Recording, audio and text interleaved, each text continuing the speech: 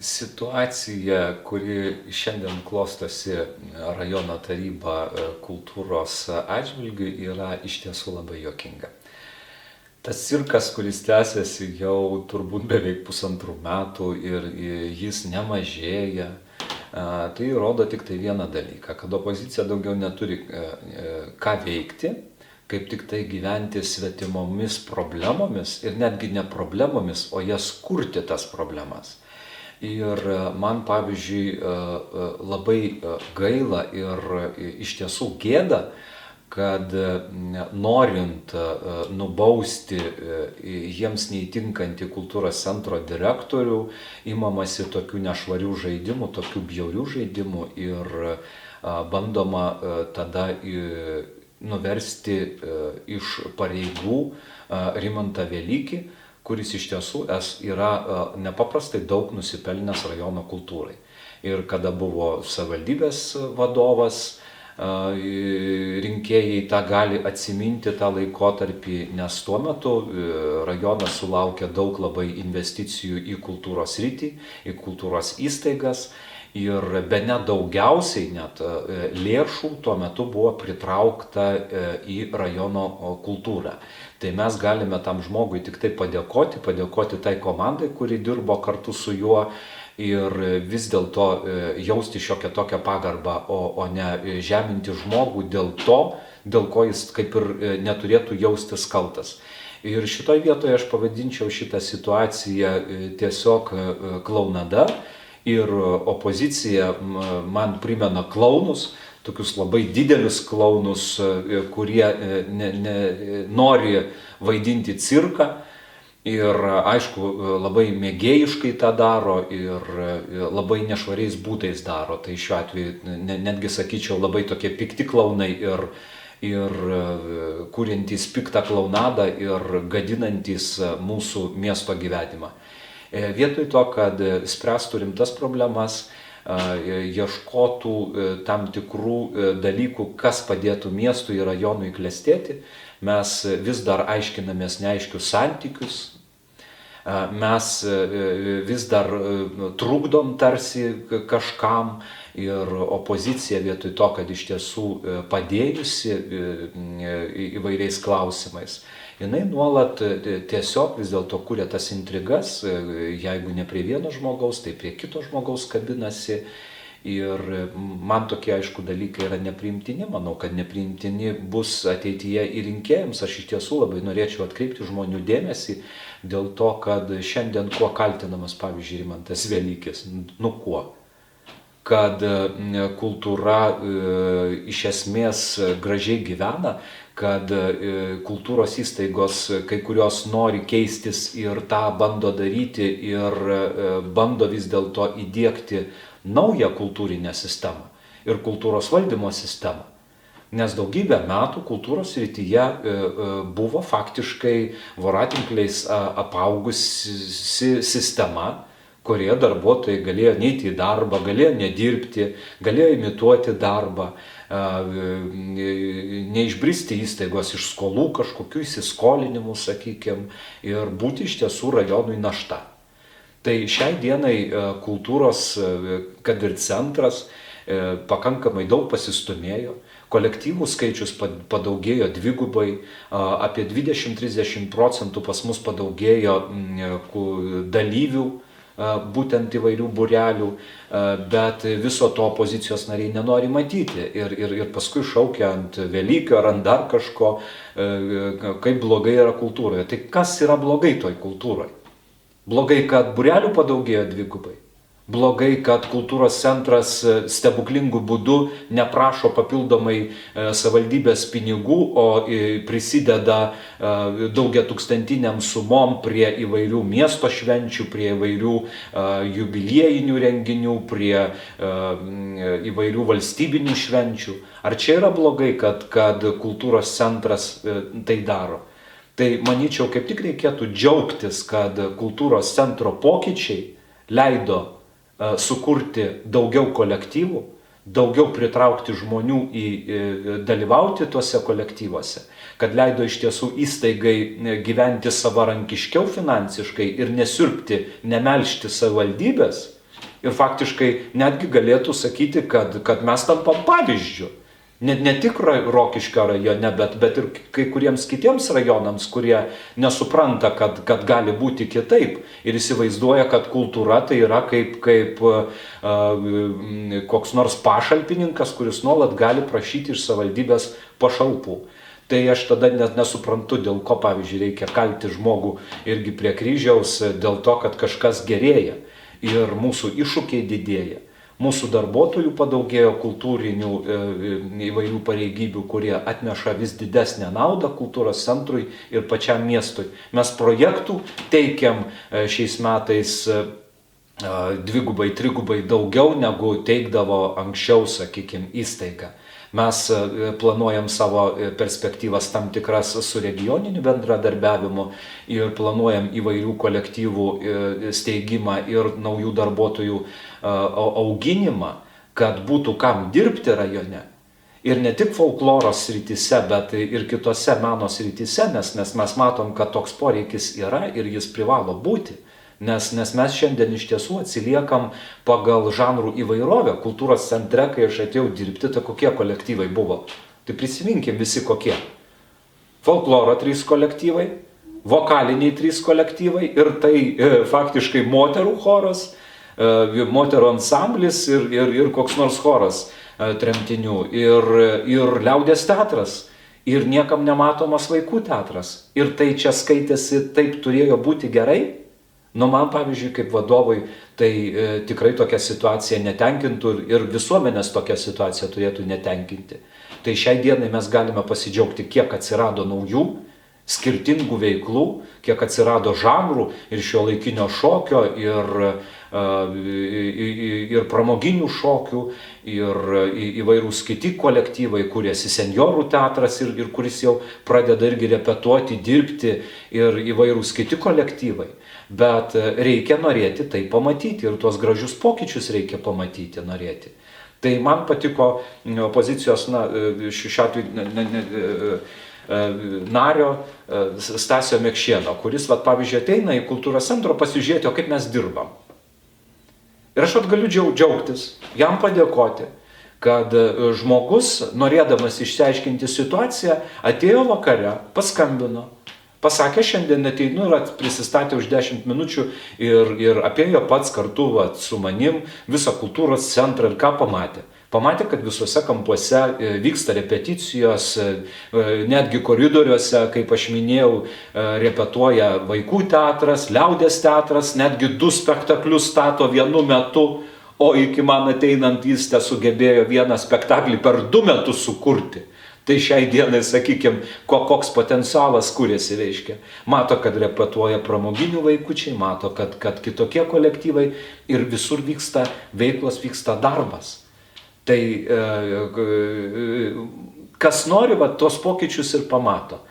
Man labai gaila, kai opozicija kalba apie kultūrą, bet pati nedalyvauja kultūroje. Man, pavyzdžiui, gėda už tokią opoziciją, kuri nelanko visai renginių, kurios mes nepamatysim narių prie pilietinių, patriotinių švenčių, pavyzdžiui. Tai vadinasi, kad tokia mūsų valdžia yra, kuri nerodo visuomeniai pavyzdžio.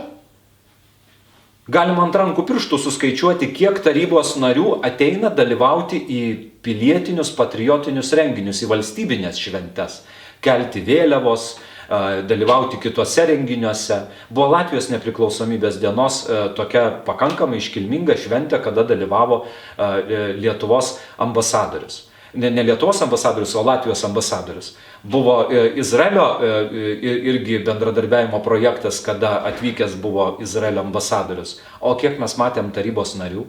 Tie renginiai buvo simboliškai mokami dėl to, kad kultūros centras iš savo lėšų šitos renginius organizavo ir dengė tam tikras išlaidas. Ir dėl to buvo simboliški bilietukai. Bet ar tikrai gaila tarybos nariui tokiam vargšui tų 2 eurų išleisti ir tokiu būdu prisidėti prie kultūros? ir prie tų kolektyvų atvykimo, nuostabaus orkestro arba nuostabaus Izraelio žinomo džiazo kolektyvo, tai manau, kad tikrai nebūtų gaila. Bet tai yra požiūris į kultūrą ir požiūris faktiškai į miestą ir į valstybę, nes kitaip aš to negaliu įvardinti. Tai nes nesakau, mes nepamatysim ir valstybinėse šventėse, netgi Lietuvos valstybinėse šventėse šitų žmonių, kurie garsiausiai rėkia apie kultūrą. Aš galėčiau paklausti, pavyzdžiui, Irmanto Tarvydžio, kuris labai toks svarbus būna pastaruoju metu ir bando būti labai svarbus tarybos narys, labai svarbus verslininkas, kiek renginių valstybinių jis aplankė, kada jis dalyvavo, pavyzdžiui, vėliavos pakelime, kada jis dalyvavo dar kažkokiam renginį. Tai palaukit, tai yra vienas iš lyderių opozicijos. Jis turi rodyti pavyzdį. Ir aš esu kažkada sakęs, mūsų valstybė klestės tada, kada mūsų tam tikras politinis verslo elitas suvoks, kad jie turi prieš valstybę labai didelę atsakomybę. Nes jiems Dievas davė dovaną, labai didelę dovaną. Vieniems davė valdžią į rankas, kitiems davė pinigus, verslą ir tai yra labai didelės dovanos. Bet tos dovanos tai reiškia ir didelę atsakomybę prieš visuomenę, nes visuomenė visą tai padeda turėti. Ir šiuo atveju su tom dovanom kiekvienas iš mūsų turi elgtis labai atsakingai. Atsakingai lygiai taip pat turi elgtis menininkas, kultūrininkas, dirbantis biudžeto srityje ar bet kokį kitą darbą. Ir šitoj vietoj tie žmonės turi būti visuomeniai pavyzdžiu, nes visuomenė visada žiūri į elitą. Ar tai būtų kultūros elitas, ar tai būtų politikos elitas, ar tai būtų verslo elitas. Visuomenė laukia iš šitų žmonių pavyzdžio ir gražaus pavyzdžio.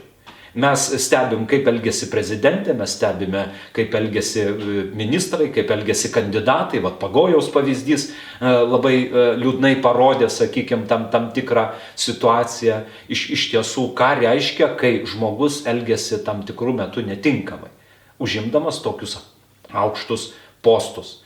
Tai šiuo atveju ir Rokiškė lygiai taip pat užimdami žmonės tam tikrus postus, užimdami tam tikrą visuomeniai padėtį aukštą, vis dėlto turi ir prisimti tam tikras atsakomybės ir ne būti tais vietiniais vadukais, neturi būti stengtis vietiniais karaliais, tokiais vietiniais poniekais, kurių Lietuva yra pilna. O iš tiesų stengtis dirbti miesto, rajono ir visuomenės labui. Ir šito iš tiesų labai trūksta, nes dabar vyksta tarsi kova. Pasakykim vieną kartą tiesiai. Vyksta juk kova. Atrodo, kad grįžo bolševikai ir prasideda klasių kova. Nes kitaip šito proceso nepavadinsi. Nes staiga verslas diktuoja valdžiai sąlygas gyvenimo ir staiga verslas imasi būti valdžia.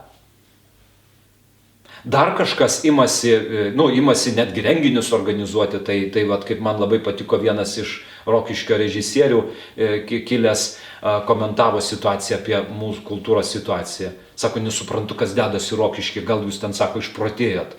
Kaip staiga verslas, sako, pradėjo daryti renginius, o kultūra taip išeina dabar turi daryti pinigus. Nes jeigu verslas imasi daryti renginių ir visas valstybinės šventes organizuoti ir viską daryti, eglutes ir įžiebti ir ką tik nori, bet tik ne tai, kas naudinga Rokiškiui. Vietoj to, kad, sakykime, verslas imtųsi tam tikrų iniciatyvų, bendradarbiaudamas su valdžia, su visuomeniniam organizacijom, su biudžetinėm įstaigom, su kultūros įstaigom ir iš tiesų galvotų, kaip turizmą vystyti, kaip čia kurti darbo vietas, tai apie tai yra negalvojama. Yra tik imitacija. Ir paskutinė imitacija, tokia labai ryški, rajone, aišku, vyksta kalėdinės rezidencijos imitacija. Aš, aišku, būsiu pats nepopuliariausias dabar Rokiškės žmogus, kuris pasakys, kad šitas cirkas, yra tiesiog kalėdų cirkas, o ne rimtas kultūrinis ir turizmo vystymo projektas. Vakar aš žiūriu reportažą per žinias ir ką aš matau? Palangoje Lygiai taip pat Kalėdų senelis turi savo rezidenciją ir šalia Palangos įsikūrę turizmo pramogų paslaugų teikėjai lygiai taip pat kviečia į Kalėdų senelio dirbtuvėlės, kviečia į Kalėdų senelio miestelį, kaimelį, susitikti su Kalėdų seneliu, pasivažinėti ten rogutėm, kažkokių veiklų visokių edukacinių vykdyti. Ir tada galvoji, o ko Rokiškis šitoj vietoj išskirtinis su savo Kalėdų rezidencija? O kodėl taip yra? Kodėl? Dėl to, kad šiuo atveju, kai kažkada prieš metus, gal beveik, buvo susitikimas tarp verslo atstovų su Irmantu Tarvydžiu, su meru, su dar keliais verslininkais, kurį aš buvau pakviestas, buvo išsakytos tam tikros idėjos ir tarsi pirminis planas, kuris galėjo veikti puikiai, kaip padaryti Rokiškį tikrai Kalėdų miestų, Kalėdų rezidenciją, Kalėdų sostinę. Ir buvo siūlomi bendradarbiavimo variantai tarp mūsų įstaigų ir tarp verslo. Ir buvo siūlomas labai aiškus prisidėjimas iš mūsų pusės. Bet kadangi mes šiandien iki šios dienos mes politikuojam, mes vis dar kažkaip keistai draskomės ir kai kurie opozicijos atstovai, kai kurie verslo atstovai žaidžia tuos žaidimus čia mano, čia tavo. Čia negalima įsileisti, kaip, girdėjau komentaro komunisto, nes neduok Dieve, komunistas čia kažką dabar padarys šitoj vietoj ir sugadins Kalėdas komunistas ten ar dar kažką padarys. Jeigu mes gyvensim tokiais baubais, jeigu taip darysim, tai mes ir turėsim tokią nabagišką kalėdinę rezidenciją, nuostabiame, fantastiškai gražiame dvare Rokiškio, bet turėsim tiesiog skurdų projektą. Skurdų, kultūrinį ir turistinį projektą. Ir labai gaila, kad sakykime, verslas iš tiesų pradėjo skaldyti miestą. Va šitoj vietoje man labai gaila. Aš nesakau, kad tai visas verslas, minėdamas tokį žodį, nes yra fantastiškai gražių verslininkų, kurie tikrai labai prisideda prie miesto, bet aš kalbu apie tos žmonės, kurie skaldo miestą. Ir kai mes švenčiam šiandien 2 eglučių įžiebimą, kai švenčiam šventę su keliais Kalėdų seneliais, tai kaip tai pavadinti visą tai? Kas tai yra? Cirkas. Su cirkačiais. Nes tai yra didžiulė gėda. Tai, ką mes dabar išgyvenam Rokiškyje, tai yra didelė gėda.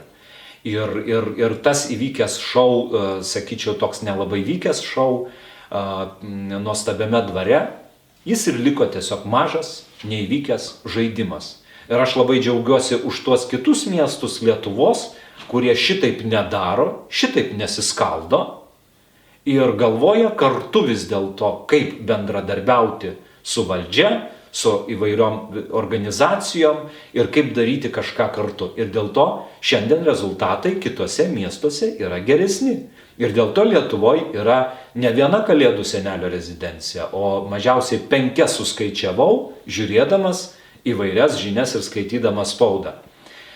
Tai šitoj vietoj man ir gaila, kad buvo fantastiška idėja su Kalėdų senelio rezidencija, bet iš šitos idėjos išėjo faktiškai tiesiog eilinis kaimo šnipštas.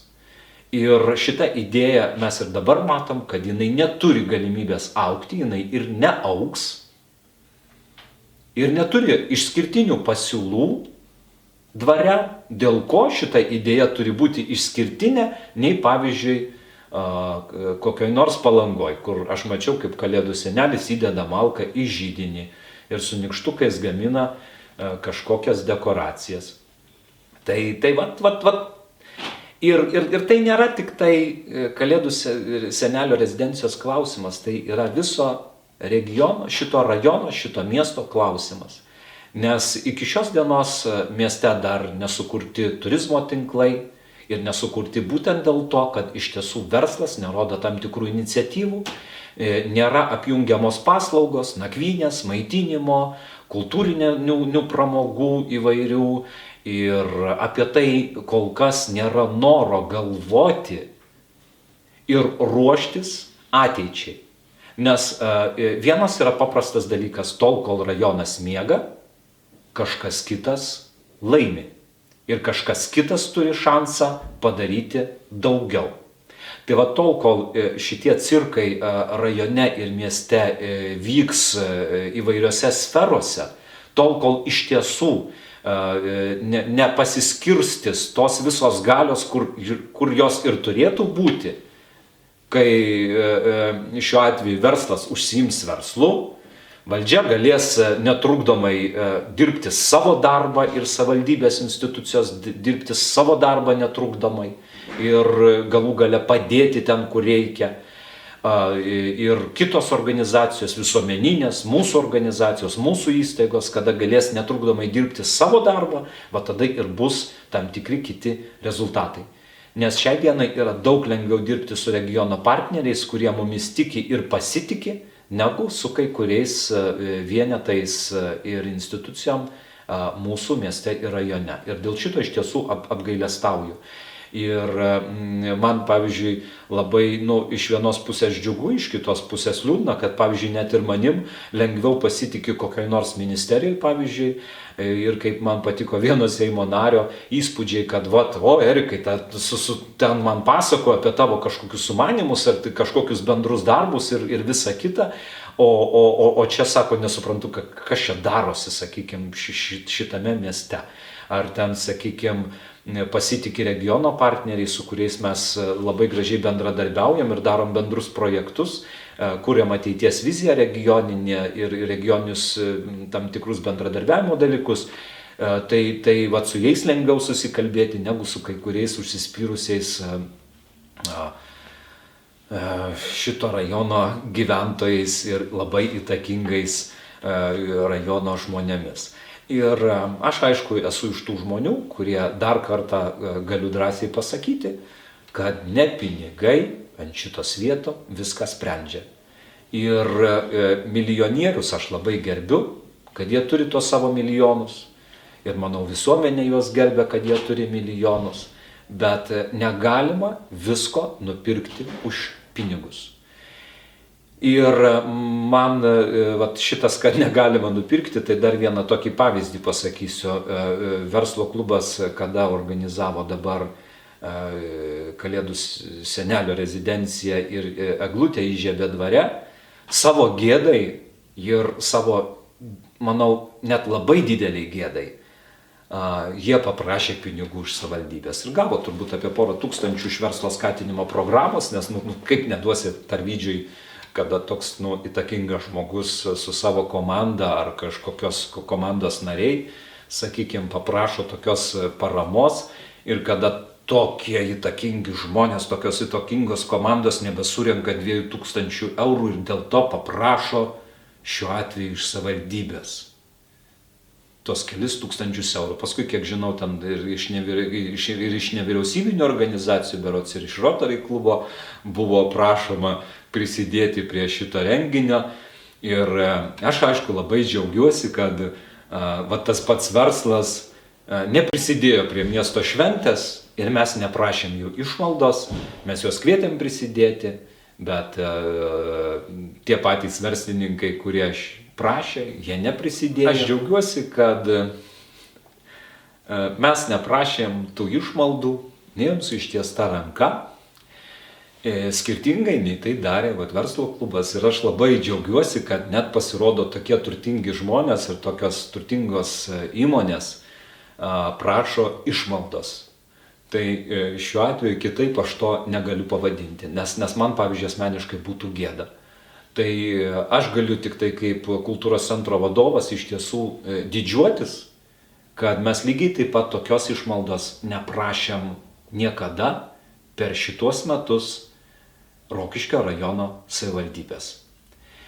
Ir neketinam prašinėti bet kokiom išlaidom, o stengiamės iš tiesų išgyventi su tuo, ką turim, stengiamės uždirbti pinigėlius, kad galėtumėm atvirkščiai prisidėti prie kultūros vystymo, prie kultūrinių paslaugų geresnio aptarnavimo, prie įdomesnių renginių formavimo, kad tie patys turistai pas mus norėtų važiuoti ir būti. Ir manau, kad miesto šventės pavyzdys labai gražiai parodė, ką galima padaryti, kai labai nori ir kai įdedi iš tiesų nemažai pastangų. Ir aišku, galėtumėm daug daugiau padaryti, jeigu dirbtumėm kartu, verslas, valdžia ir nevyriausybininkai ir visi, kurie nori iš tiesų šitą miestą gražinti.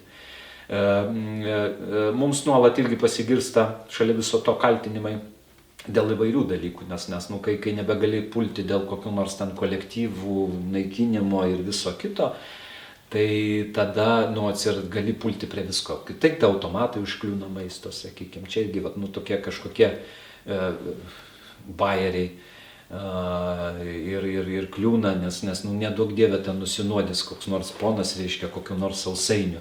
Nesvarbu, kad tie automatai maisto yra visų pirma patikrinti specialistų ir tuose automatuose yra tik tai pakankamai kokybiškas ir sveikas maistas, nes ten sultis, mineralinis, vandenukas, kokia nors šalta arbata, arba ten kokie nors sausainukai, javainiai. Ir dėl šitų automatų ar kavos automatų, sakykime, gali pasidžiaugti mūsų žiūrovai, kuriems nuolat rūkdavo ir iš kurių sulaukdavome priekaištų dėl to, kad nėra atėjus į kultūros centrą, kur išgerti kavos. Mes kavinės natūralu patys neįrengsim, nes tai būtų kvaila iš mūsų pusės teikti dar maitinimo paslaugas ir kabėti kaip našta rajono biudžetui.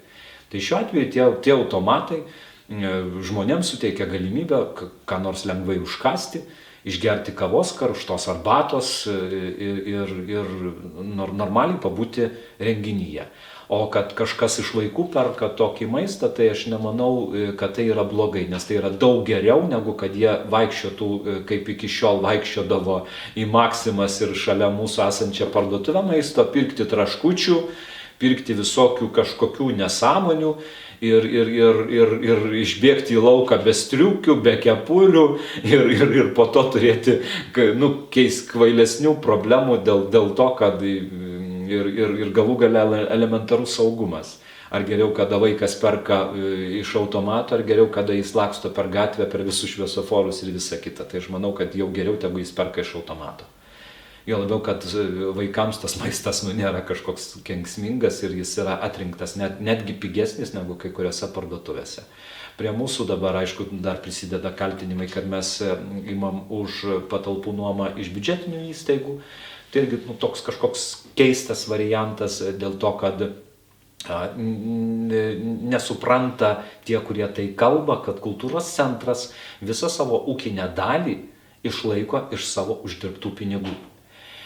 Ir tai reiškia, kad mes perkam ir tualetinį popierių, ir įvairias valymo priemonės, ir remontuojam sugedusius vamzdžius, elektros instaliaciją, ir kažkokias priemonės savo įstaigos veiklai vystyti, ir kažkokius remontus vykdom iš tų pačių lėšų. Ir mes neprašom savivaldybės papildomai nei pinigų dažams, nei tualetiniam popieriui, nei viskam kitam, ką mūsų žiūrovas gauna už dyką. Tai šitoj vietoj mums reikėtų padėkoti, kad mes nesam tokie išlaikytiniai. Ir šitos išlaidos sudaro kiekvienais metais kultūros centre, kažkam turbūt gal ir nedaug. Tik tai nuo 20 iki 30 tūkstančių eurų. Nes ką čia reiškia, pavyzdžiui, anot tų žmonių, tokius pinigus surasti papildomai rajono biudžetui. Tai pavyzdžiui, aš tikrai nenoriu prašyti iš savivaldybės kiekvienais metais dar 20-30 tūkstančių eurų, kad mes tinkamai aptarnautumėm savo žiūrovus ir tinkamai išlaikytumėm įstaigą. Tai jeigu nori opozicijos nariai tokius pinigus išpešti iš savivaldybės, tai tada tegu teikia projektą rajono tarybai ir tegu paprašo kiekvienais metais kultūros centrui skirti papildomai 20-30 tūkstančių eurų būtent ūkiniam įstaigos išlaikymui. Jeigu jie mano, kad taip turi būti. Aš, pavyzdžiui, laikausi priešingos nuomonės, kad taip neturi būti. Ir mes turim stengtis pakankamai savarankiškai išgyventi. Ir mano, pavyzdžiui, tikslas, kad mes dirbtumėm taip, kad rajono biudžetas kuo mažiau mus išlaikytų. Ir kad pasiruoštumėm tam etapui, kada baigsis visi europiniai pinigai, išgyventi pakankamai savarankiškai. Aišku, kad rajono biudžetas dengs, kaip ir visada, visose valstybėse darbo užmokestį, tai čia jau, nes tai yra dideli pinigai. Bet jau tai, kad atkristų rajono biudžetui būtent ūkinės sritis ir galų gale net ir komunaliniai patarnavimai, va čia jau būtų didelis pasiekimas, nes tuos pinigus rajono biudžetas galėtų išleisti tiems patiems keliams, tai pačiai infrastruktūrai gerinti ir įvairioms kitoms naudingoms rajonui kažkokioms išlaidoms dengti.